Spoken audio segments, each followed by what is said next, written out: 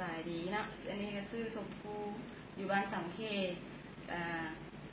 มีอาการที่ว่าทางสายตาเนาะอันนี้อาการเป็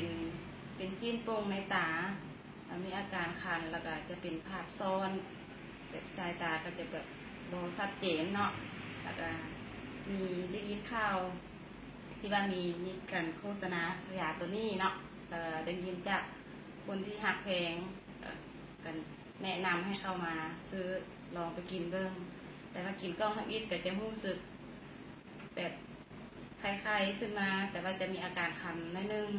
แต่ว่าย่างทำมากล้องที่สองจะรู้สึกว่าดีขึ้นสายตาก็จะแบบทางตามันก็จะคือว่าหายลงเนาะแต่ก่อนนี่จะเป็นหลายแต่เดี๋ยวนี้เห็นว่าคล้ายๆแล้วแต่ย่างเข้ามากินกับที่สองที่สามนี่แล้วแล้วก็รู้สึกว่าดีขึ้นก็ขอบใจเนาะที่ว่าทางบริษัทนี้เฮ็ดให้สายตาของข้าพเจ้าดีขึ้น